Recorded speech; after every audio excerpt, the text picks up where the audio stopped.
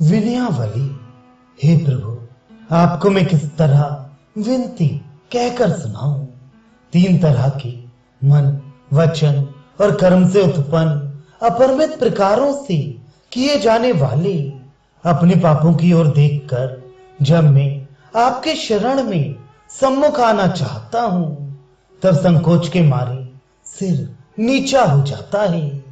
भगवत भक्तों का भेष बनाकर मानो सुंदर तोहफे की टट्टी बनाता हूं और कपट रूपी हरे हरे पत्तों से उसे छा देता हूं। आपके राम नाम की लग्गी लगाकर मधुर वचनों का लासा लगा देता हूं और फिर बहेली की भांति विषय रूपी पक्षियों को फांस लेता हूं। लोगों की दृष्टि में तिलक, माला, कंठी, राम नाम के गुणगान करने वाला और मधुर वाणी बोलने वाला महात्मा भक्त बना फिरता हूं, परंतु मन ही मन विषयों का चिंतन करता हुआ उन्हीं की ताक में लगा रहता हूं। मैं इतना बड़ा पापी हूं कि मेरे एक रोम पर 100 करोड़ पापी न्यौछावर किए जा सकते हैं, पर तो भी अपने को संतों की गिनती में सबसे पहले गिनवाना चाहता हूं। संत शिरोमणि बनने का दावा रखता हूं।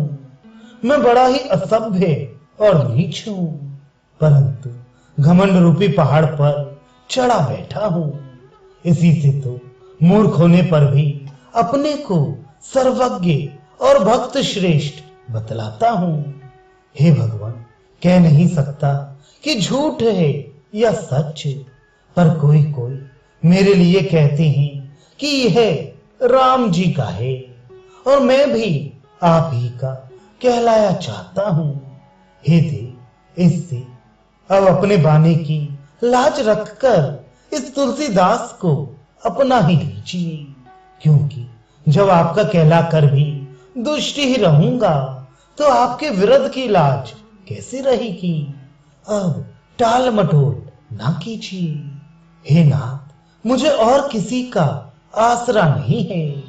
हे करुणा निधान, मन, वचन और कर्म से मेरी यह सच्ची प्रतिज्ञा है कि मुझे केवल एक आपकी ज्योतियों का ही सहारा है।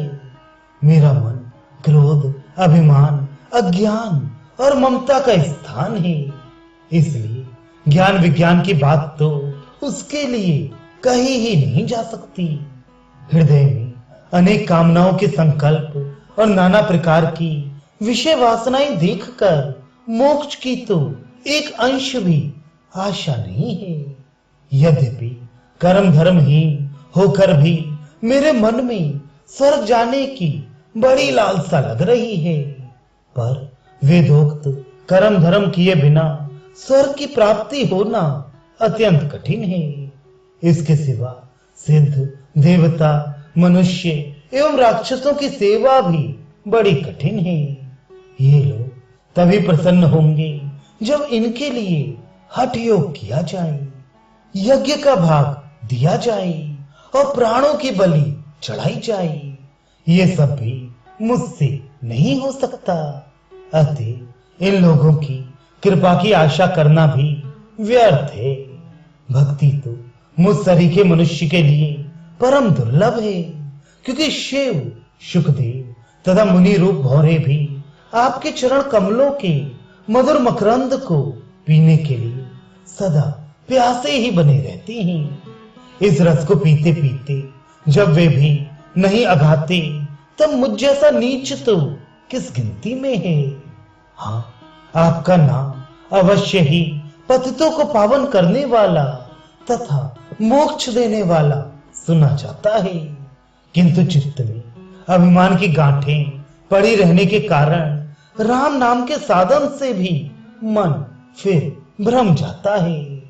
मैं इतना बड़ा समझदार और विद्वान होकर मामूली राम नाम लूं, इस अभिमान के मारे राम नाम से भी वंचित रह जाता हूं।